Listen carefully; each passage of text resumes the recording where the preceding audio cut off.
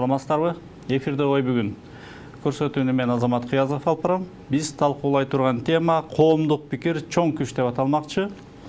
Бүгүнкү күндөгү коомдук пикирдин чоң күчкө айланып жаткандыгы тууралуусунда сөз кылабыз. Биздин конокторубуз менен тааныштырайын. Кыргыз Республикасынын президентинин алдындагы Башкаруу академиясынын ректору Алмазбек Акматалиев агабыз. Саламатсызбы ага? Саламатсыздар. Жогорку кеңештин маалымат кызматынын жетекчиси Ибрагим Нуракын уулу. Саламатсызбы? Саясий илимдердин кандидаты доцент Чолпонбек Сыдыкбаев. Саламатсызбы? Ошондой эле журналист, блогер Семетей Талас уулу. Саламатсызбы? Саламатсыздар.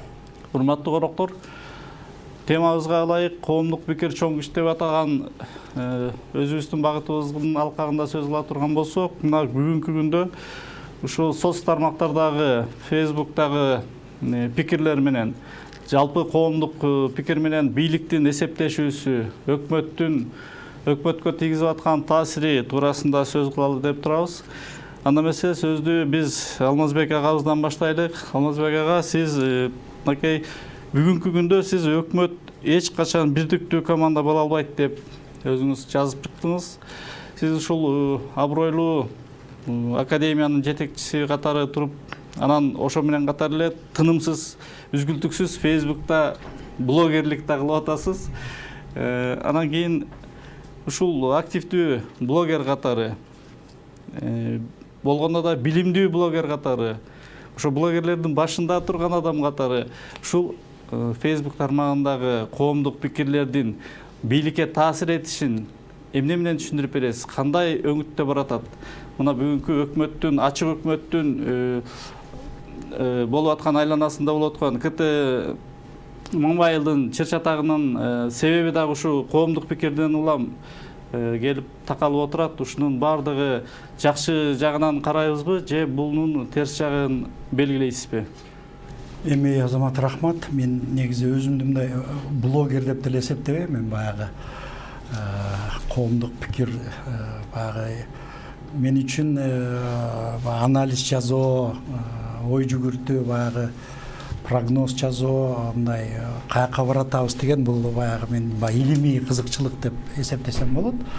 Анан эми бул Facebook, Instagram ушу сыяктуу нерселер эмне үчүн мындай чоң таасирдүү күчкө айланып баратат деген менин оюмча бул дүйнө жүзүндөгү тенденция да. Себеби ар бир демократиялык мамлекетте ушундай болуш керек.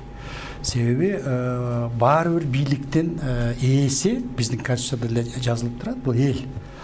Эл кандайдыр бир деңгээлде мындай өзүнүн пикирин билдирип туруш керек. Эми мурун жаңы мындай технологиялар, Facebook, башка нерселер жок болгон кезде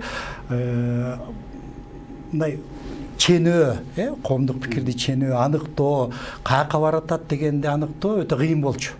Себеби атайын изилдөө жасаш керек болчу, анкетирование жасаш керек болчу. Мына Чолпонбек мырза өзү ушундай социологияга жакын иштеп жүргөн адам тастыктайт болуш керек. Азыр болсо жаңы технологиялар келгенде бул көрүнө эле турат. Любой теманы ачсаң, набирать этсең, Google'га кирсең деле ошол боюнча сага чыгарып берет. Азыр мисалы кандай пикирде болуп атат.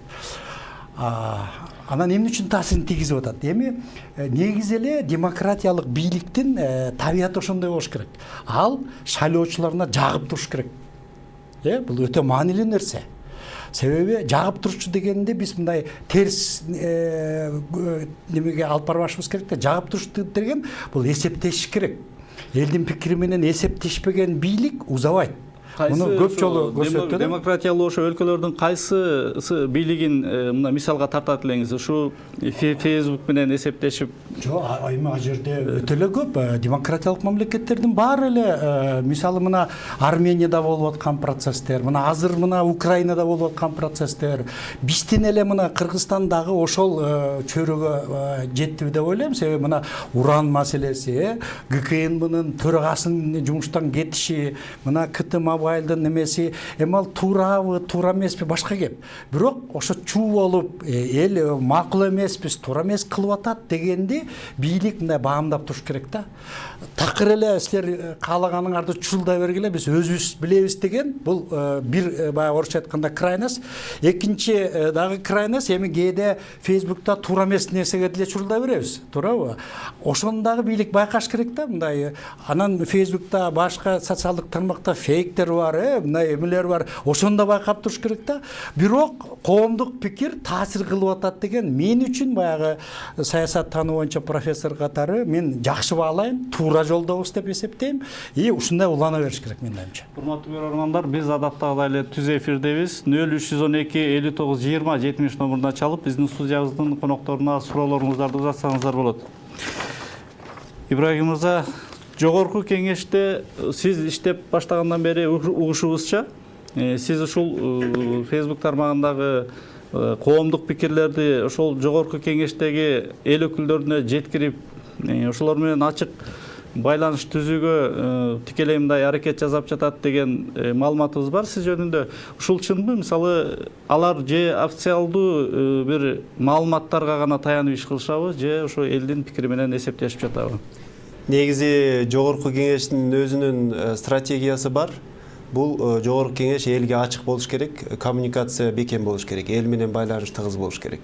Анан ошонун негизинде биз иш жүргүзүп атабыз.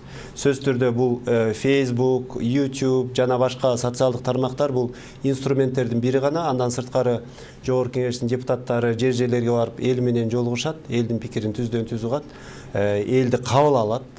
Ошондой эле жогорку кеңештин төрагасы дагы аптасына кур дегенде бир жолу ошол айылдан келген шайлоочуларды элди кабыл алып, алардын пикирин угат.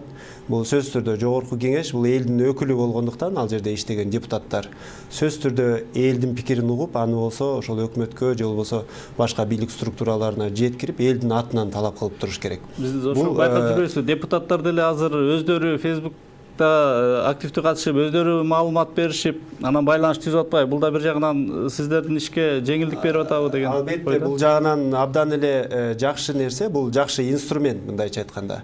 Себеби дегенде ошол эле Facebook'тан лайв чыгып же болбосо YouTube'тан чыгып, депутаттар мисалы кээ бир айылга барып, бир айылдык клубка 1000 киши, 2000 киши чогултса эң көбү. Ал эми тиги Facebook'тан 10 000, 20 000, 30 000 киши көрүп, ошол пикир калтырып атпайбы? Демек, бул абдан чоң инструмент, абдан пайдалуу нерсе. Анан ал жердеги айтылып аткан ой пикирлерди дагы депутаттар пайдаланып атат. Сиз айтып аткан жанагы социалдык тармактар, коомдук пикир депутаттарга жетип атат. Айрым депутаттардын чечимдерине таасир этип атат. Айрым чечимдер өзгөрүп атат. Айрым мыйзам долбоорлору чакыртылып алып атат. Ушундай чоң таасирлери бар.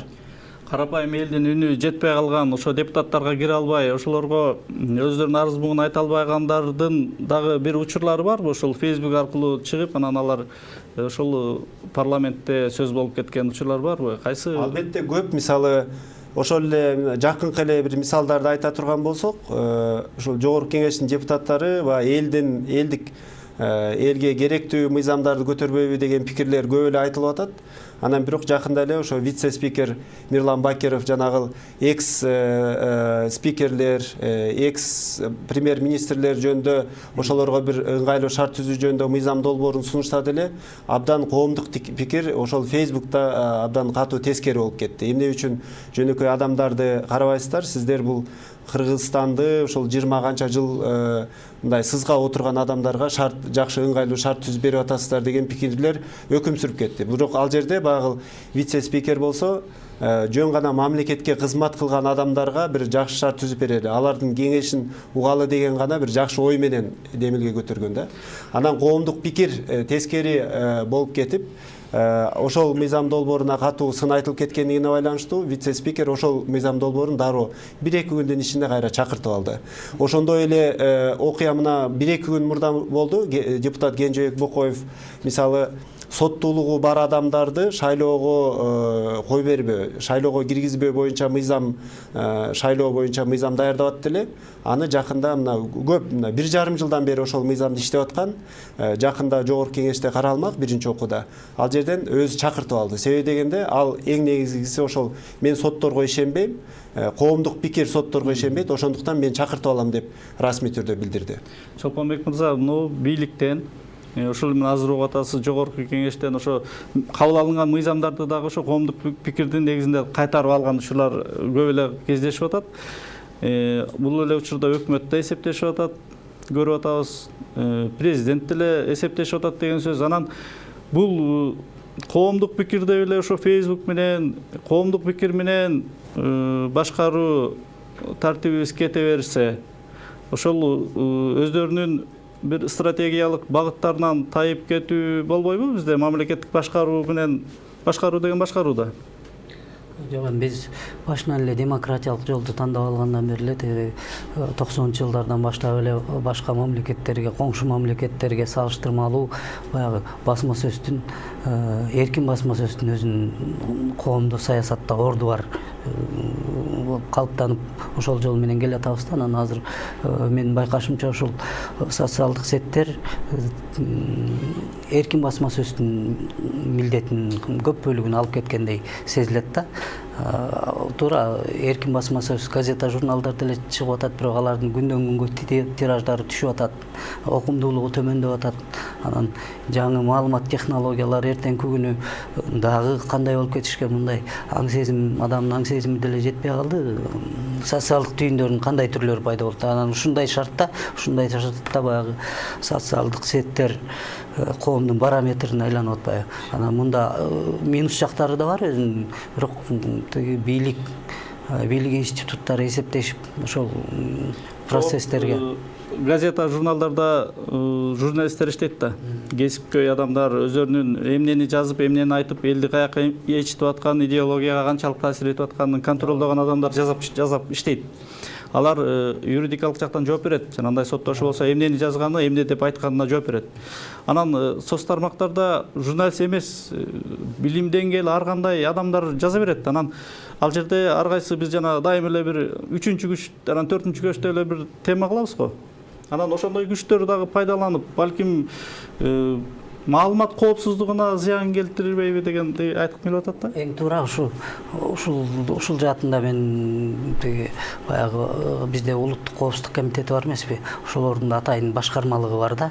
Башкармалыгы бар экен. Ошолор баягы социалдык түйүндөгү ой пикирлерин аша чаап, радикалдуу бир ойлор айтылып кеткендердин да көзөмөл кылып, анан аларды жоопкерчиликке тартып, ушундай бир механизмдер, процедуралар бар экен. Ошолорго баягы көз карандысыз эксперт катары тигил блогерлердин пикирине кайра эксперттик кортунду жасап калганга туура келди да бир-эки жолу.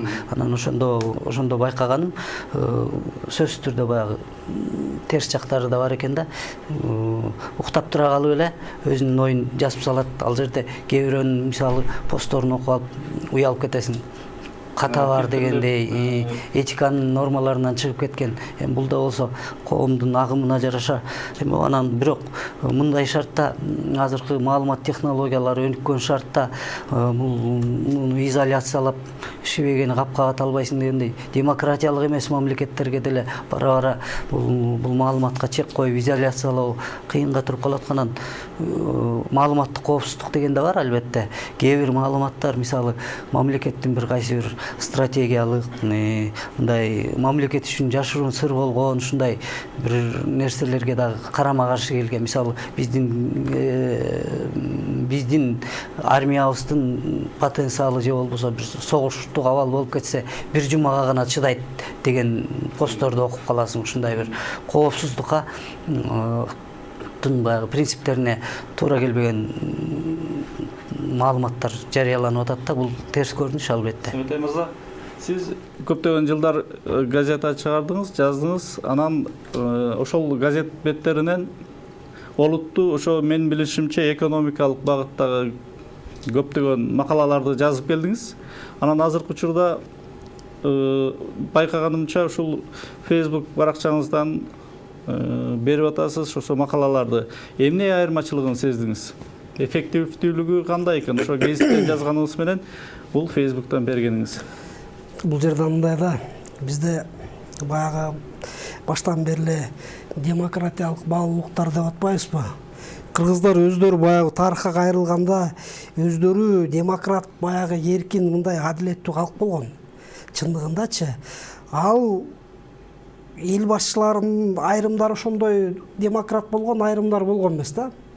Ошол эле тапта биздин азыркы мисалы саясий элитада, жогорку бийликте баягы чет өлкөдөгүдөй баягы кредит картасын, мамлекеттик карта менен өзүнүн кредит картасын алмаштырып алган үчүн отставкага кетип калып же дачага мамлекеттик машина менен барып алган үчүн мындай андай жогорку баягы өзүн таза демократ сезген бир эме тилекке каршы бир көргөн жокпуз. Мисалы ошол эле баягы жогорку бийлик эмесинен. Анан баягы коомдук пикир кайсы бир учурга чейин бир эффективдүү да.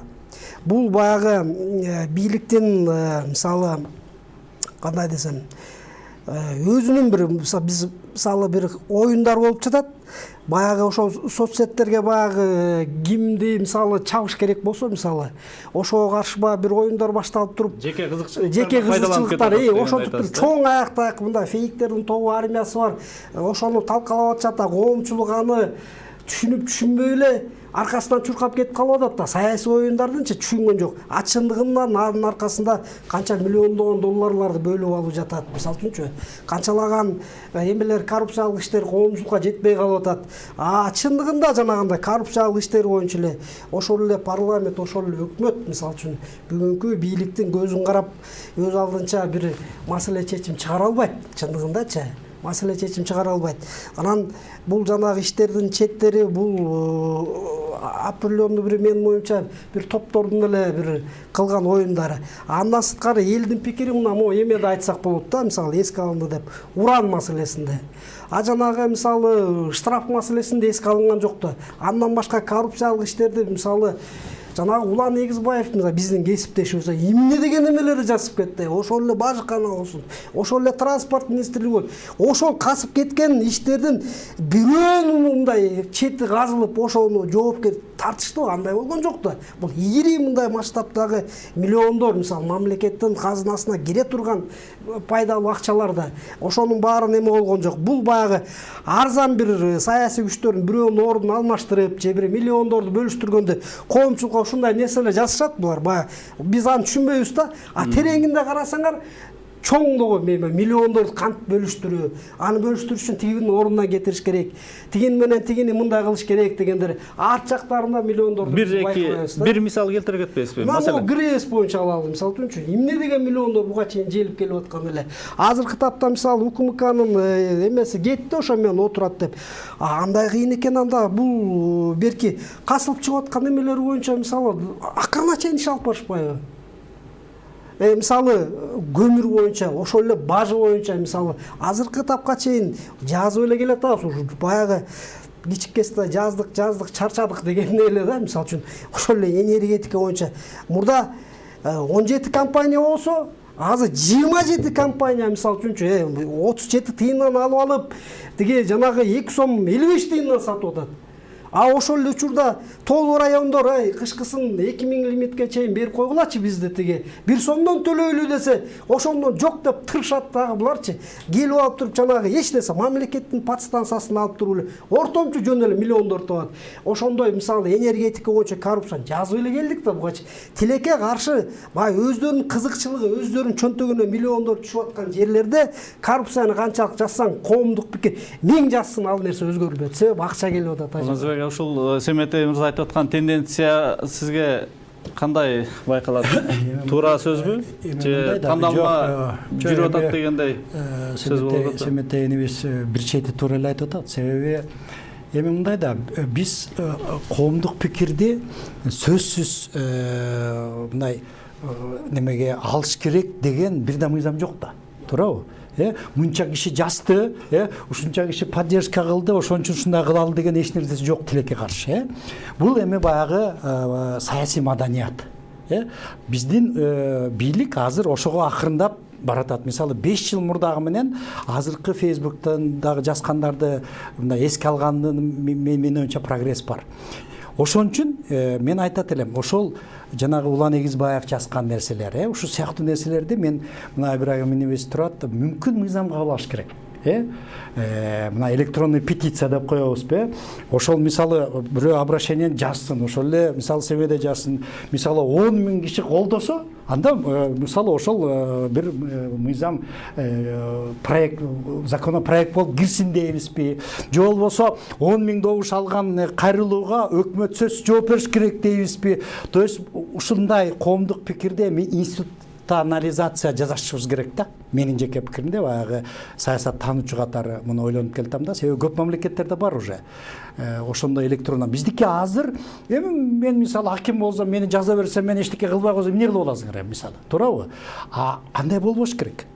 Коомдук пикир терс кетип баратса, значит, бирок кайсы деңгээлге чейин терс? Анан кийин фейктерди айтып атат. Абдан туура. Мисалы мен точно билем, мисалы кээ бир партиялардыкы 100дөн 200дөн фейктерин күнүгө финансировать этип атышат. Ошон үчүн муну мындай бир укуктук башка мамлекеттердин тажрыйбасын колдонуп туруп, жана мен айткан бир процедураны ойлоп табышыбыз керекпи деп ойлойм да. Ошондо бул уже мындай кача албай калат да бийлик дагы. Мыйзам кабыл алып койсо, 10 000, тем более аны мындай эсепке алыш оңой эле да. Мисалы Facebook'та, соцсетте, туурабы? Ким кликать этип атат, же болбосо ким поддержка кылып атат дегенде, мына 10 000 жетиптир дегенде бүттү. Анда биз баарыбыз көзөмөлдөйбүз. Өкмөт 10 000 болду. Мисалы Семетейдин кайрылуусу жооп бергиле дегенге барышыбыз керекпи деп ойлойм да. Ошол эмне үчүн көтөрүлгөн маселенин канча киши колдогонун эсепке алуу маанилүү деп ойлойсуз. Мисалы Союздун кезинде кичинекей макала бир газетага чыкса, ал чечилчү да, ага көңүл бурулчу. Эсеби чыкчу. Азыр мына Семетей мырза айткандай көзүнө сайып, көзгөзүп, тартып, жазып, айтып бергенден кийин дагы карап, анан эми аны канча киши колдойт экен? Көп колдоп баратса кыймылдайлык, азыраак колдосо же эл көңүл бурбаса жөн эле коелу деп койгон маселенин өзү кандай, туурабы туура эмеспи деген сөз. Эми Азамат, биринчиден мен баягы Советтер Союзунда туулуп өскөнүм менен Советтер Союзду идеал туткан адамдардын арасына кирбейм да. Баары жакшы болсо Советтер Союзу урамак эмес. Баары сиз айткандай эле ар бир тимеле ар бир нерсени учет калып, анан сразу чечилип атса, эмне урап калды ал мамлекет? То есть себептери көп да. Анан кийин эми бул демократиялык мамлекет, авторитардык мамлекетте жанагыларды эске алып туруп, мисалы, сразу чечип коюш оңой, тескерисинче. Биз мына Шалбыбек мырза айткандай, биз демократиялык мамлекетти тандап алдык башынан бери. А демократиялык мамлекетте чечим кабыл алыш оңой эмес. Анын өзүнүн процедуралары болуш керек. Болгондо дагы демократиялык процедуралар болуш керек. Биз бийликти ушу такай беришибиз керек да. Биздей коомдук пикирди чагылдырган, мындай кайдыгер эмес граждандар түртө бериш керек, мындай кылыш керек деп. Анан акыры бирдемеге чыгат. Эгер биз демократиялык мамлекетте жашасак. Шолпонбек мырза, ушул коомдук пикирдин массалык колдоого алганга чейинки, алгандан кийин анан чечим чыгаруу, ошого таасир этүү кандай каралат деги ушул демократиялык өлкө деп атабыз. Мунун бир нормалары барбы өзүнүн? Тажрыйбада баягы демократиялык мамлекеттердин эле тажрыйбасында эмес, биздин могу Союз убагында деле Кыргыз СССРинде деле Турдакын Усубалиевдин демилгеси менен политехникалык окуу жайда коомдук пикирди изилдөө борбору, социологиялык борбору түзүлгөн экен да. Ошол коомдук пикирди изилдеп, анан кийин баягы бийликке сунуштарды бериш экен. Анан ошол жакшы жыйынтык берген дейт. Ошол эле жана Кусейин Исаев агай, Кубанбек Турганов деген агайлар ошонун башатында турушуп, анан ал убакта баягы коомдук пикирди билдирген массалык маалымат каражаттары алар да чектелүү эле болгондо, саналуу эле Союз убагында. Азыр болсо момунчалык маалымат ушунчалык көбөйүп аткан шартта сөзсүз түрдө тиги ошол бир мамлекеттик өкмөттүн астындагы бир коомдук пикирди изилдөө борбору түзүлүп, анан ал жанагындай маалыматтарды талдап, анализ кылып, анан кийин керектүү сунуштарын, мындай мамлекет үчүн пайда алып келе тургандарды сунуштап, институционалдаштырып, анан баягы программалык негизде сунуштаса, ошондо бир жакшы жыйынтык болор беле дейм да. Азыр эми чаржайт да, анын баарын фильтрден өткөрүп, анализдеп. Эми кечирип койгула, мен баягы сөздү бөлүп атып. Менин оюмча мындай чыныгы саясий атаандаштык болсо, чыныгы мындай жаап жашырган эмес, мындай чыныгы саясий атаандаштык болсо, анда коомдук пикирди эске албай кое албайт бийлик. Эң негизгиси ошол. Эгер биздики, значит, коомдук пикирди жакшы эске албай атса, бийлик этибарга албай атса, анда бизде чыныгы саясий атаандаштык жок. Мүмкүн түзүлүп келатат, мүмкүн. Мен ушул жерден Алмаз агайдын эң туура айтып атат да, саясий атаандаштык жок. Бул бүгүнкү күндө премьер-министр дагы баягы президенттин астында күн карама, парламент дагы тиги президенттин астында күн карама да.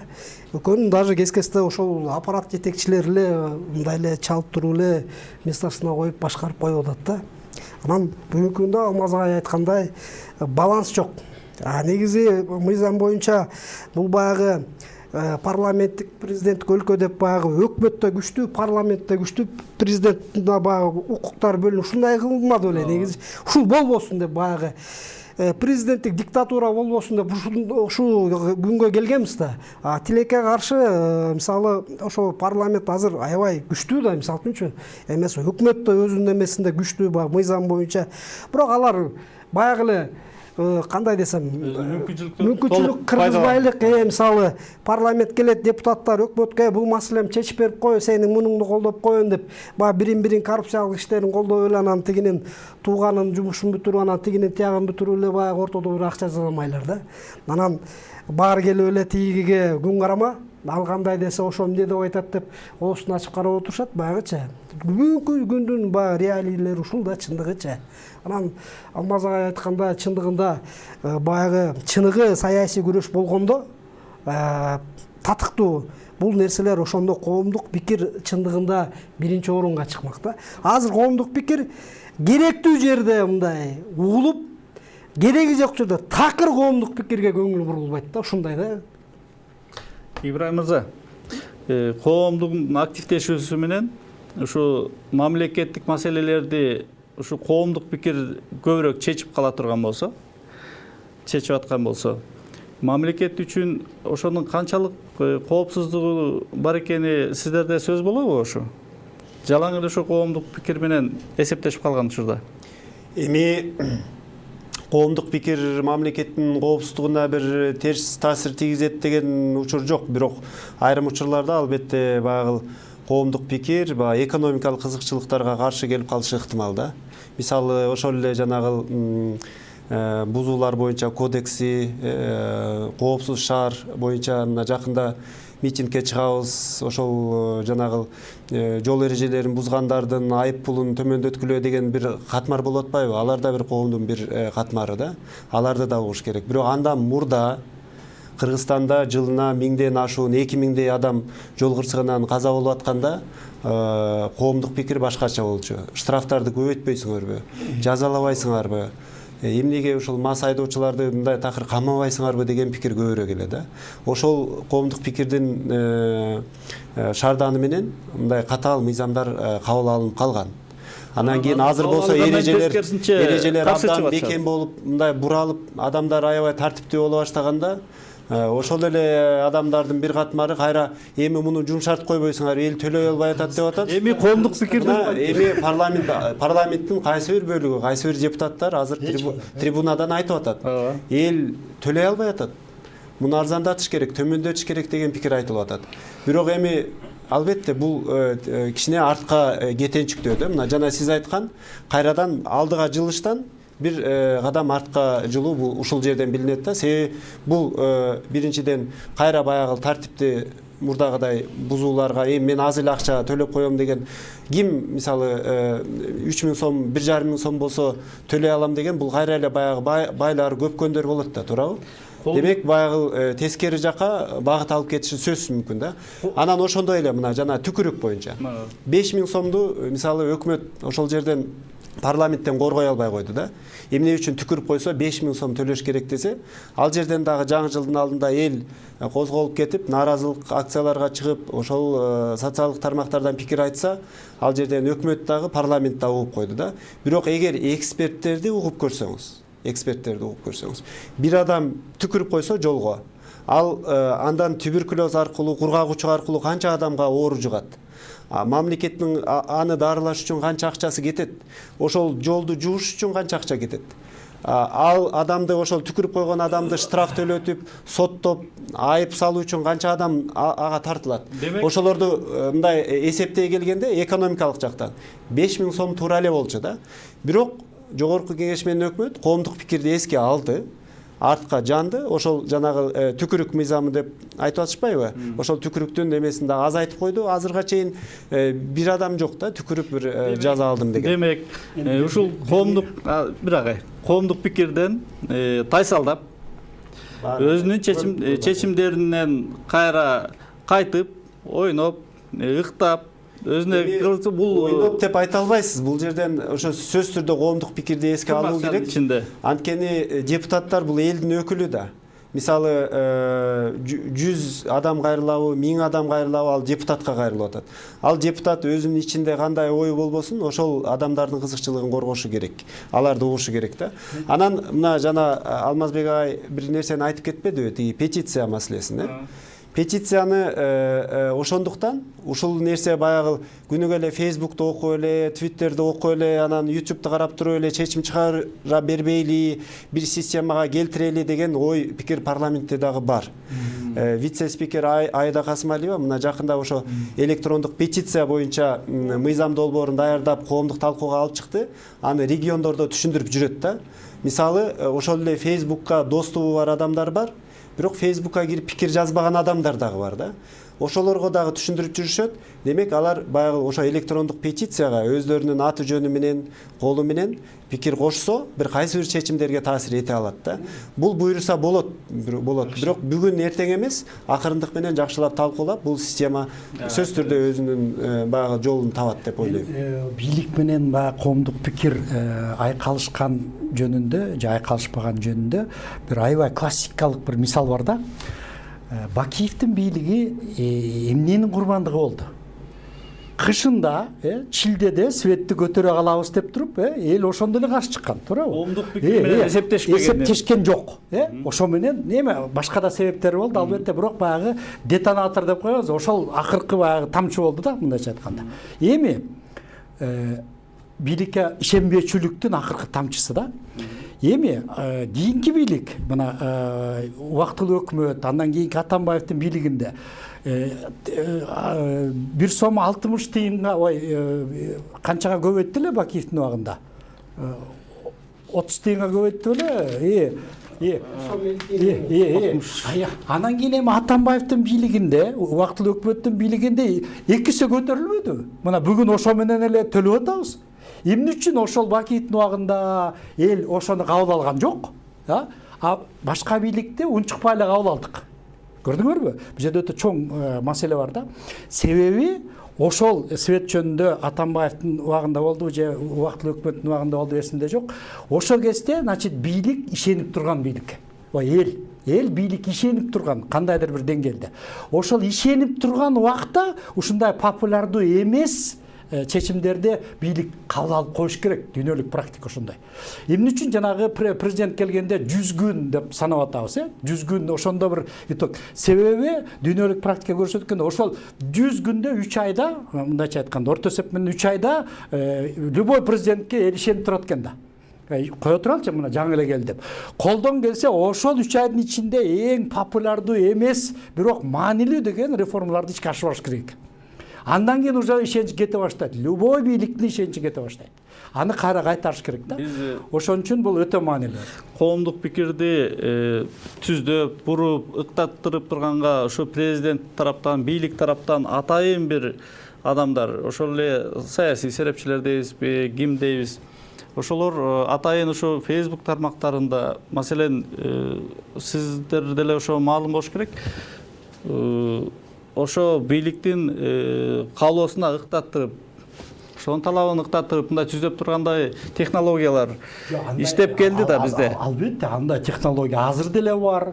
Бийлик дагы өзүнүн баягы алардын бийликтин армиясы бар да, туурабы? Пресс-службалар бар, атайын баягы чын эле ыктап аткан кишилер бар, чын дити менен берилип аткан кишилер бар. Анан кийин оппозициянын да өзлөрүнүн кишилери бар да. То есть башкача айтканда, могу ачыктык чөйрөдө, Facebook эми ачык да. Ачыктык чөйрөдө информациялык согуш болуп атат. Оппозиция дагы өзүнүн позициясын уруп атат, бийлик дагы кимди кандай жеңип атат, кээде жеңип кетип атат коомдук пикир. Кээде себетте айтканда эч ким ага чырылдап атсаң дагы эч ким көңүл бурбайт. Эми турмуш ошондой өзү. Азыр эми жана фейк деген деңгээлге түшүп калбадык белек. Фейктер согушуна кантип чекит коебуз? Мунун этеги, фейктердин кармашынын этеги жакшылыкка алып келбейт го. Бул кайсы бир окуяны деле терс жагына буруп кетет, оң жагына буруп кетет. А чыныгы алтын ортону ким кармайт деген сөз да. Ошол социалдык түйүндөр азыр баягы көрүнүштөн дагы мындай саясий механизмге, саясий технологияга айланып кетип баратпайбы? Анан мындай шартта баягы фейковый материалдардын жарыяланышы, фейктердин согушу бул мыйзам ченемдүү көрүнүш болуп калдыбы деп эсептейм да. Анткени ошол тиги жээкке дагы, бул жээкке да, граждандык коомго да, бийликке да ошо фейктер керек болуп атпайбы? Керек болсо, кээ бир учурларда чоң саясий күчтөр атайын ошондой фейктердин тобун алып иштетип атат. Мыйзам ченемдүү көрүнүш деп кабыл алып койгонубуз менен анын диний жагынан алабызбы, террордук жагынан алабызбы, же жаш балдарыбызга этип аткан таасирлеринен алабызбы? Акыры ушул фейктердин жоюлуп кетүүсүн каалайсызбы, Семетей мырза? Же бул мен каалайм. Биз арылбай турган нерсеби? Жок, бул арылбай турган нерсе. Бирок эгерде мен мындай бир мыйзам кирсе да, мисалы соц тармактарга өзүңдүн атың жонуң менен эле кирип пикир жаз. Каалашынча жаза бер. Баа пикириң үчүн сага эч ким бир зомбулук көргөзбөйт. Бирок сен өзүңдүн атың, фамилияң менен жоопкерчилик менен жазасың депчи. Сүрөтүң менен өзүң мененчи, мисалы себеп дегенде, мисалы ушуга чейин мисалы бир фейк аккаунт ачкан эмеспиз да. Себеп деген баары жооп беребиз. Бул дүйнөдө болбосо аркы дүйнөдө жооп бересиң элдин астындачы. Ана фейк кылып жүрсөң деле баары бир билинет да аныңчы. Анан ошондуктан бул фейк деген сиз айткандай бул жанагы өтө бир коркунучтуу бир эме да. Бүгүнкү баягы Кыргызстандын баягы тамырына балта чаба тургандай. Себеп дегенде азыр деген жекеле бул саясий эмеден башка аябай маселелер курчуп атат да. Элементардуу мисалы ошол бийлик талаштын айланасында түндүк түштүк маселеси курчуп атат. Ошо фейктер бирин-бир туруп туруп айтып атат, өткөндө бир байке деген адабий тилдеги сөз барбы деп мындай арамза бир пикир жазып атат да. Десе эне турайын, тиякта кырылып өлүп атышат, эки тарапчы укмуштай кырылып атышат. Сен бул деп түндүк түштүк чабыштырып атат. Анда кыйын экен жанагы УКМК ошондой нерселерди караш керек да, ошонун IP адресиңе сен эмне деп мындай провокация кылып элди чабыштырып атасың дегенге чейин барыш керек да, мисалы үчүн. Андай болгон жок. Чындыгында сиз айткандар бул фейктер, мисалы. Кез-кезде болсо бир определенный бир мисалы кандай десек, атайын дайындалган командалар иштейт. Балким калмактардын дейле, мисалы үчүн ал бүткүл бир диний эмелерибизге сокку урат да. Баягы манастышылдыңдайт, исламшылдыңдайт, тиги кылат, бул кылат, баягы ушундай кылат. Кээ бир топтор бул фейк жакшылык алып барбайт. Бул коомдук түзүлүшкө, Кыргызстандын мамлекеттин түзүлүшүн балта чаба турган нерселер да булар. Фейктердин негизи мындай бир мыйзам боюнча бир чектөөгө алыш керек да булардычы. Мамлекеттүүлүккө, улуттук коопсуздукка коркунуч туудурган ошондой учурлар болсо, ал фейкти деле аныктап, атайын кызматта атайын ошондой бир башкармалык керек болсо иштеп атат. Эгер каалоо болсо, аныктаса болот, аныктап атышат. негизи улуттук коопсуздук жөнүндө эле нерсеге такая бербеш керек да. Кээде ушул адамдын ар намысы дагы өтө маанилүү да. Мисалы ошол социалдык тармактан бирөө жөнүндө, бирөөнүн үй бүлөсү, жеке жашоосу жөнүндө жалган маалыматтарды таратып, анан кийин бир эле адамга зыян келтирип калса, ошол зыян келтирген тарап же болбосо фейк, же болбосо жалган аккаунт сөзсүз түрдө жоопкерчилик тартышы керек. Бирок эми ушул боюнча дагы мына Семетей мырза сиз айткандай, бул маселе дагы жогорку кеңештин ичинде бар негизичи. Депутаттардын бир далайы ушундай маалыматтарды чын эле ушул жана тролль, фейктерди жоготпойлубу, аларды жоопкерчиликке тартпайбы деген пикирлер бар. Бирок дагы деле ошол коомдук пикирден коркушат да.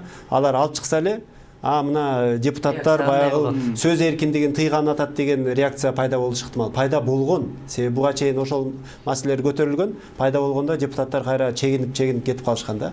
Бирок негизи бул керек. Цивилизациялуу өлкөлөрдүн баарында, ошол эле батыш өлкөлөрүндө расалык араздашуу же болбосо улуттар аралык араздашуу же бирөө жөнүндө жалган маалымат таратуу сыяктуу нерсеге Facebook болобу, эмне болобу, министр юстициядан каттоодон өткөнбү, өтпөгөнбү ким болсо дагы жоопкерчиликке тартылат. IP адреси менен табылат, тартылат да сөзсүз түрдө. Жарнамадан кийин улайлык.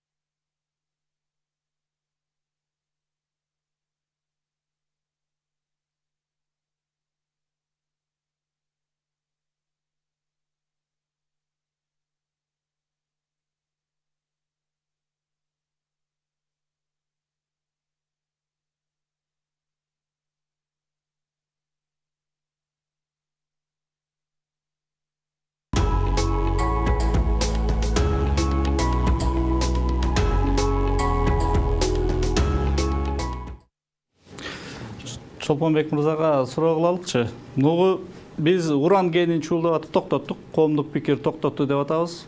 Ошого менен катар эле бир топ кендерге багытталган коомдук пикирлер көп.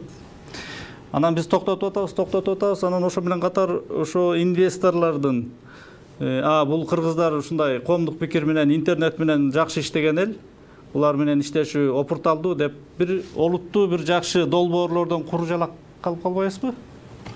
Жанагы экономикалык өнөр жайына байланышкан, ишкерликтин бир башка түрлөрүнө байланышкан маселелерде мындай ушундай реакция болсо, баягы анын да терс жактары бар. Инвесторлорду качырып, баягы бул жерден баягы стабилдүүлүк болбойт экен, коомчулук же болбосо коомдук активисттер жарга такап чыгат, бийлиги дагы чара көрө албайт дегендей ошондой болушу мүмкүн. Бул гендерге байланышкан нерсе да биздин жашообузга, биздин баягы улуттун келечегине, улуттун саламаттыгына байланыштуу маселе болуп аткандан кийин бул ошо уран маселеси боюнча оң жагына чечилгени жакшы эле болду. Анан экономиканын берки башка тармактары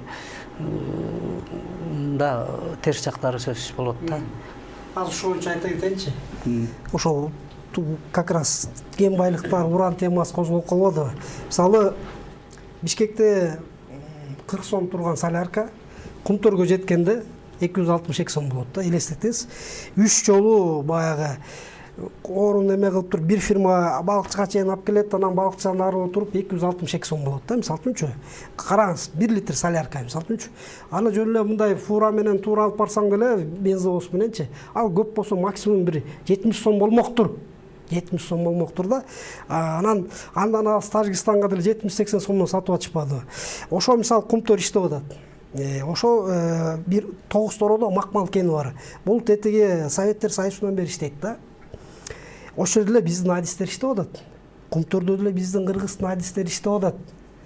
Ошол эле адистер башка бир кен ачылса тыкыйтып иштеп бермек. Тилекке каршы. Бизде эмне болуп атат? Бирөөлөр келет бийликкечи. Келгенден кийин баягы чалат, кайсы кендер бар экен депчи. Анан бул кен бар экен десе, ким ала калат экен? Шапкасын алып чөнтөгө салалы дейт. Канча миллион доллар берет экен дейт тилекке каршы. Ал мамлекет иштесе, ал мамлекетте биринчи жылында араң бир 500 миң долларга салык төгөр. Экинчи жылында эптеп бир 700 миң төгөр. Мисалы үчүнчү, долгий процессте тигин чөнтөгүн ал 500 миң доллар, 700 миң доллар түшпөй калат да келгендердинчи. Ошондуктан ошо кен байлыктарга келгенде ошо Кытайларга берген себебине ошону кыргыз кантип ошо Кытайдан мейиси иштебей калсын. Иштетмек биздин немелерси жөн элечи. Чөнтөгүнө салыш керек. Чөнтөгүн уруш керек да кеч керек. Адистер бар, профессионалдар бар, бирок технология жагынан аксап атпайбы? Жок, байке, ошо технологиялар мына кумтөрдө асылып аткан технология көрүп атат да. Ошондо кыргыздын адистери эле иштеп атат да. Канадалыктар эле иштеген жок да. Макмалды деле кыргыздын адистери Советтер Союзунан бери касып келет атпайбы? Мындай да Азамат. Ушундайга сиз аябай туура маселени коюп атасыз да. Бийлик албетте коомдук пикир менен эсептешиш керек. Бул демократиянын белгиси. Бирок жалаң эле ошол коомдук пикирди ичип эле өзү эчтеке чечпей эле бул экинчи баягы крайность дейчи, мен кыргызча таппай атам бул сөздү. Эми мындай да өкмөт дагы эркин пикирин айтканга үйрөнүш керек өкмөт дагы. Өкмөт эгер бирдемени туура деп атса, аны түшүндүргөндү үйрөнүш керек. Анан кичине эле кысым болсо эле кокуй чурулдап атышат, муну жасабайбыз деп берген, анда эч качан өндүрүш болбойт бизде. Анда бизге анда өкмөттүн эмне кереги бар? Туурабы? Бирөө жарым чыгыш керек, айтыш керек, туугандар, момундай рисктер бар. Бирок мынау деп түшүндүрсө элдин көпчүлүгү түшүнөт. Мисалы түшүндүрсө бизде эле Facebook'та жазып жүргөн адамдар биз да колдоп чыгабыз. Туугандар, момундай экен деп туруп. Бирок өкмөт ошого бүгүнкү күндө эми өкмөт дебей, негизи бийлик өкүлдөрү көпчүлүк учурда ошого жарабай атышат. Аларда бир баягы Facebook фобия пайда болду деп ойлойм да өзүм. Бу дагы туура эмес нерсе. Бийлик дей болуш керек эле. Бийлик айтыш керек, мени эл шайлаган. Бизде эл шайлаган, ошон үчүн койгула элим деп туруп, анан мындай талашканды үйрөнүш керек да. Анан өйт десе эле баягы ийинге кирип кете берсе анда берип аткан суроонун жообу ушул болчу да. Биз ушу уран маселесине келгенде 3-4 жолу ушул жерде талкуу уюштурдук. Анан кийин ошол учурда өкмөттөн келишти, анан бияктан экинчи тарабы келди. Анан талкуунун жүрүшүнөн мен муну байкадым, көрдүм. Булар ишке ашырыш керек болуп атат. Өкмөт өкүлдөрүнөн келгендер. Алар байкасам ошол жергиликтүү элдин бир башкачараак катмары менен сүйлөштүк, баарына түшүндүрүү иштерин жүргүздүк деп атышат. Бирок жүргүзгөн катмары башкача экен. Азамат мырза, мен ушуну бирок уран бул баягы мындай соодалашуунун темасы эмес болчу. Уранга эч качан, тем более ысык көлдө эч ким макул болмок эмес. Миңдеген, 100 миңдеген киши чыкмак. Өкмөт туура эле кылды. Вот башка кээде мындай кичине эле ынандырчу иштерди жасабай атпайбы? Ошол мен муну айткым келип атат да, ошол элдин катмарына барганда кимдер менен сүйлөшүш керек деген сөздө. Ошол жерде мугалимдер бар, химия, биология, ошол тармактуу, акыл эстүү, интеллигенциянын өкүлдөрү менен биринчи сүйлөшүп, ошолор аркылуу ишендирсе, ынандырса дегенди айткым келет да. Тегилекке каршы ошондой болуптур дагы бир спортсмен балдарды анан мындай күч болгондой сыяктуу туура эле кишилерди тандашып спортсмендер чечип атпайбы? Азыр мугалимди ким угат? Андан көрө бир бандит угат да. Ибраим мырза, жогорку кеңеш коомдук пикир менен эсептешүүгө келгенде алар алсыз болуп аткан жокпу? Мисалы, жанадан азыркы Алмазбек аганын сөзүн улайлы да. Өтө эле корко берүү, өтө эле чочулай берүү менен өздөрү жанагы өздөрү чечим кылып кабыл алган мыйзамды кайра тартып алуу. Бул өтө бир депутат, парламентарий мыйзамды чыгарган мыйзамын кайра тартып алуу, бул менимче өтө бир аргасыз оокат да. Эми ошол алсыз Жет өлчөп бир боюнча ошондой жогорку кеңешти элдин баары сындап туруш керек. Жогорку кеңеш алсыз болуш керек, абдан күчтүү болуп, элдин башына чыгып алып, тиран болбош керек да. Сөзсүз түрдө угуш керек да. Мен депутат элем, мен жогорку кеңеш элем, мен абдан бийликтин эң бийик бутагындамын деп баягы биз чечкендей эле болот. Анан 5 жылдан кийин өзүңөр билесиңер, эмне кимди шайласаңар, азыр биз чечебиз деген да туура эмес да менин оюмча. Мисалы ошол эле уран кени боюнча биринчи ошо нааразылык акциялары чыкканда депутаттар эмнеден ал жерде акцияларга барган жок. Себеби дегенде алар барсак муну депутаттар саясатташтырып атат деп бизди жаман көрөт, ушул иш басылып калат деп ошондон чочулашты. Анан экинчи жолу мына 50 жылга мораторий киргизебиз дегенден кийин элдер айтты, 50 жыл болбойт, түбөлүк кылгыла деп. Түбөлүк мораторий деп жарыялап коюшту. Бирок түбөлүк мыйзам деген Кыргызстанда жок, конституцияда түбөлүк жок да. Ошол сыяктуу бир абсурдтуу нерселер болуп атат да. Бул жерде ооба жогорку кеңеш угуп атат. Бирок элди угуп атат да. Элдин алдында алсыз болуп атат. Бул эң туура нерсе деп ойлойм да. Анан кийин мисалы мен АКШнын конгрессиндеги конгрессмендер менен да сүйлөшкөм да. Алар айтып атат да, конгрессмендер айтып атат. Эгер сиздин парламентиңизди элдин баардыгы жакшы көрүп, колдоп, ошол айткандай эле болсо, анда сизде проблема бар депчи. Мына АКШда деле конгрессмендерди күнүгө бизди сөгүп, тилдеп, сындап, ушинтип турушат. Демек, ошол биздин конгресске болгон, биз муну ошол конгресске болгон элдин кызыгуусу, ишеними абдан чоң деп билебиз деп алар айтышат да. Демек, биздеги жогорку кеңешке болуп аткан ошондой коомдун кысымы, коомдук пикирлердин ушул жерде айтылып атышы, анан кийин аны жогорку кеңештин депутаттары угуп атышы, бул эң мындай нормалдуу эле көрүнүш. Буга биз Кыргызстан көнүшүбүз керек.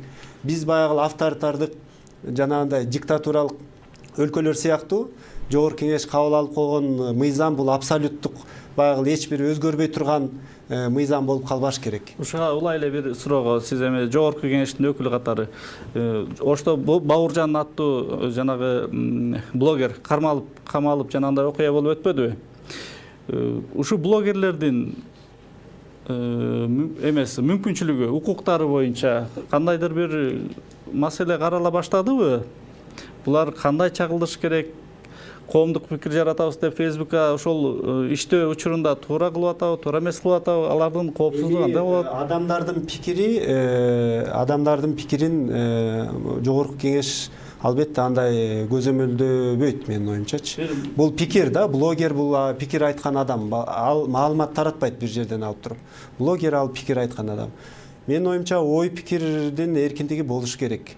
Мисалы, эч ким бирөөнүн ой пикири үчүн бирөөлөр жазаланып, же ур токмокко алынып, же камалбаш керек. Бул мындай коом өзү мындай өзү көзөмөлдөп, өзү ыкка келтире турган нерселер да бул. Мисалы, бүгүн эле мына бир нерсе талкууланып атат. Депутат Махабат Мавлянова, мисалы, кечөөнү Facebook баракчасына мынтип жазып коюптур да, үйлөнүп аткан жаш кыздар баягы тойдо мындай төшү ачык кийбеңиздер, бул салтка каршы келет деп өзүнүн пикирин жазып коюптур. Ал эми ошол пикирге болсо абдан жогорку кеңеш ушул депутат ушуну тыйган атыптыр деген катуу пикирлер айтылып атат да. Бирок бул жерде депутат өзүнүн пикирин эле айтып атат. Андай мыйзам киргизген жок да. Ошондуктан бул коомдагы үйрөнүш керек да, бирөөнүн пикирин сыйлаганды үйрөнүш керек. Ал жогорку кеңештин депутаты болобу, блогер болобу, журналист болобу, жөнөкөй адам болобу, ал өзүнүн пикирин ачык айтууга укуктуу. Блогерлердин чагылдыруу, ошол ишти чагылдыруу боюнча оюңуз кандай? Бауыржандын маселеси канчалык сизге таасир этти? Эмне айтасыз? Ошол кандай, туура бердиби, туура эмес бердиби? Эми ошол боюнча эки ача пикир болуп атат да, бирок элдин көбүнчөсү туура эле берди деп атат. Байырча туура эле берди деп атат. Туура эле берди деп акырына чейин колдоп, аны ошо жана баягы милициянын эмесинен бошоңусуна чейин дагы мындай коомдук пикир менен көзөмөлдөп турушту да, мисалы үчүнчү. Анан ошондой экиге бөлүнүп кетти, бирок туура кылды деген басым баягы ошол көбүрөөк болду да. Мен оюмча. Анан жанагы махабат темесин боюнча, Мавлянов боюнча биздин баягы Төлөкөн Каркеев деген гениалдуу гений бир юморист байкебиз бар да.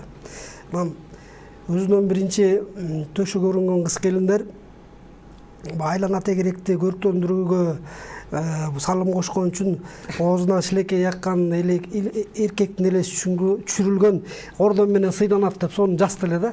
Анан бул жерден пикири мисалы кээ бирлер мисалы окубай туруп делечи баягы илгери баягы окубасам да оюмду айтып коеюн дегендер бар го мисалы үчүнчү. Ошону суть детагына чейин окубай туруп эле темасын окуп эле пикир жаза бергендер да толтурат мисалы үчүнчү. Ошо сайтты ачып не деп атат, не маселе козголуптур дебей элечи, кескесе сонун маселе козголуп туруптун да темасын не коюп койгон, ошо тиги маселени окубай туруп элечи, мамди берет да туруп дик депчи. Анан бул жерден кайта ошондо айлана тегерекке эме жасаса дагы, мындай көрктөндүрүүгө салым кошуп атса дагы, мен Махабат айымдын бул айтканын колдойм. Чын эле баягы кайната кайнесинин астында жаңы келин болуп аткандан кийин мындай татнакай эле кийинип баш керек да, өтө баягы ачык болбой дейм да. Анан мындай учурда кийим баягы 1-2 бала төрөгөндөн кийин каалашынча декольте кие берсин да. Мындай да коомдук пикир, биз коомдук пикирди мындай стандартка сала албайбыз эч качан. Коомдук пикир чаржайт болуш керек. Себеби эл чаржайт да. Бирөөнүн билими бар, бирөөнүн билими жок, бирөө окуйт. Блогерге кандай эреже керек деген ошо да. Себеби бул эми канча адам болсо, канча эми келесоосу бар, акылдуусу бар, тентеги бар дегенде, коомдук пикир да ошондой да. Эми бирок ошонун дагы эми бир нерсени унутпашыбыз керек. Социологияда, саясат таанууда уже далилденген, ошо коомдук пикирди да башкарса болот. Атайын центрлар бар башкарып аткан. Ошол коомдук пикирди бир нукка салып ийген учурлар пайда болот. Ошон үчүн бийлик баягы чечим кабыл алаарда ошол коомдук пикирди эске алып атканда жанагы нерселерди дагы эске алыш керек. Мен эмне үчүн тиги Бауыржанды мисал кылып атам? Анткени бул жерде улуттар аралык маселеге сөз кетип калды да. Ошол жери коркунучтуу жери болду, чынын айтканда. Ал жерде ошол өңүттөн алганда, ошо парламент тараптан бир мыйзамдык жактан укуктук ченемдер көрсөтүлөбү, болобу, болбойбу дегенде суроону бердим. Мен албетте мындай да, Азамат мырза, бул жерде ошол блогер деген бул ким? Жөнөкөй көрүүчүлөр көрүп алсын. Блогер деген бул президенттен баштап жөнөкөй дыйканга чейин бул блогер да.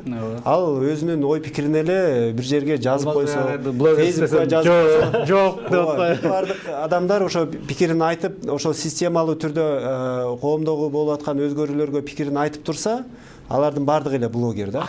Алардын бардыгын мындай бир эрежеге киргизүү мүмкүн эмес. Ал эми сиз айтып аткан жанагы улуттук кастык жана башка талуулуу маселелер алардын бардыгын көзөмөлдөсө болот. Мисалы, муну сразу эле баягы башын ыргыта кесип салбаш керек да ошондой адамдардын. Аларга жөн гана биринчиден чакырып келип бир жерден жергиликтүү милициядан түшүндүрүү ишин жүргүзүп коюш керек. Мына айтканыңыз көп мындай улуттар аралык баланча улут менен баланча улуттун ортосунда достукка доо кетирип коет, сак болуңуз деп. Экинчи жолу да айтып коет, үчүнчү жолу болсо 1000 сом штраф салып коет. Ошону менен басылат. Биздин убактыбыз соңуна чыгып баратат. Достукка эмес, мыйзамга каршы келип атпайбы? Мыйзам бар да, прокуратура иштеш керек да. Прокуратура предостережение деген бар, штраф деген бар. Биздики сразу эле атып сал дейбиз да. Жана башында айтканым ошол да, газета журналдарга жазылган макала үчүн жооп бересиң, сотко берет, соттошосуң дегенде. Анан блогерлерге бул Facebook жайдак талап алат атпайбы? Ошол катталбаган сайттарга, анан социалдык тармактардагы ошол пикир жаңылыктарга ошол жоопкерчилик киргизүү демилгеси бар депутаттардын ичинде. Ошондой кылсакпы деген ой бар. Бирок ошол эле коомдук пикирден коркушат алар. Биздин убактыбыз соңуна чыгып баратат. Кыска ар бириңиздерге бир 20 секундтан убакыт берелик. Жыйынтык иретинде коомдук пикирдин бүгүнкү чоң күч болуп турганы бизге пайдасы, зыяны? Эң зыяны дагы абдан көп, пайдасы да абдан көп да, бирок пайдасы көбүрөөк. Канчалык эл пикирин айтып, мисалы ошол эле жогорку кеңешти сындап, депутаттарга ошол региондогу маселелерин айтып келип турса, бул сонун жогорку кеңештин кеңешчиси сыяктуу болуп калат да эл. Ошондой эле бул коомдук пикир жөнүндө эле социалдык тармактарды да ойлонбошубуз керек. Бүт ошол социалдык тармактарга жетпеген адамдардын дагы пикирлери болот да. Алар дагы өздөрүнүн жолу менен жолдору бар, бүт бардыгы ачылган, мүмкүнчүлүктөрү бар да. Ошолордун баардыгын пайдаланып эле эмне өзүңүздүн айылыңызда, көчөңүздө эмне маселе бар болсо, ага кантип оңдой турган бир сунушуңуз бар болсо, айта берсеңиз, мамлекетибиз ошондон баштап оңолот. Президентти карап эле отура бербеш керек. Президент качан оңойт депчи. Коомдук пикир зарыл деп эсептейсиз. Мен дагы ошентип эле эсептейм. Негизи бийлик эл үчүн. Туурабы? Эл болбосо бийликтин деле кереги жок. Анан кийин өзүнүн элинин пикирин сыйлабаган бийлик эч качан узакка узабайт. Бирок коомдук пикирден качпаш да керек, бийлик коркпош да керек, эсептешүүнүн дагы өзүнүн чеги болот. Эми бир келе сону менен эле 100 киши жаса берсе эле кайра жаса берсе эле окуй деп бийлик дагы ошол коомдук пикирди мындай чечим кабыл алуу процессинде бир инструмент катары мына Ибрайым мырза аябай жакшы айтты, ошону колдонгонду үйрөнүш керек. Бул факт. Коомдук пикир зарыл. Ибрагимдин сөзүн улай жогорку кеңеш азыр алыс болуп атат, коркок болуп атат коомдук пикирден деп атпайбы. Туура ошо коомдук пикирден тайсалдап, коомдук пикир менен эсептеп турганы жогорку кеңеш жакшы. Анан бирок ошол эле жогорку кеңеш бийликтин башка институттарына, президенттик институттун астында да ошондой коркоктугун, жалтактыгын көргөзүп жатпайбы. Анан кийин мындай шартта коомдук пикирдин баягы коомдук пикирди талдап, анын жакшы жагын алып, жаман жагын ылгап кандай бир механизмдер керек го дейм да. Эртеби кечпи бул да иштелип, зарылдык бар. Мындай механизмдер иштелип чыкса, мындай маалымат глобализациянын шартында мамлекет үчүн пайда болот беле. Айрыкча кыргыздар Facebook менен жашап калган, эсептешип калган кыргыздар үчүн. Семетей мырза. Керек. Ошо жогорку кеңеш коомдук пикирден коркуп атат деп атпайбы? Жогорку кеңеш ошондой коррупциялык иштерден да ошондой корксо да коомдук пикирден корккондой деген тилегим бар да. Экинчиден коомдук пикир менен бийлик эсептеш керек. Мына тиги себеп дегенде эл анысы деле жакшы болгон эмелер туура түшүндүрүп берсе колдой эле атат. Кыргыз андай деп эле колдобогон жок мындайчы. Колдоп атат, жок депчи. Анан элдин үмүтү үзүлгөн үчүн ушундай баягы айла жок күчүн Facebook'тан чыгарып атат да. Илгери митингге чыкчубуз да. Анан азыр Facebook'ка чыгып атпайбыз митингге. Демек, коомдук пикир кыргыздар үчүн абдан өзүнүн демократиялык инструмент болуп аткан экен. Урматтуу көрөрмандар, сиздер менен коштошобуз. Урматтуу коноктор, бүгүн студиябызга келип өзүңүздөрдүн ой пикирлериңиздерди, коомдук пикириңиздерди билгизгениңиздер үчүн чоң рахмат. Көрсөтүүнү мен Азамат Кыязов алып бардым. Саламатта калыңыздар.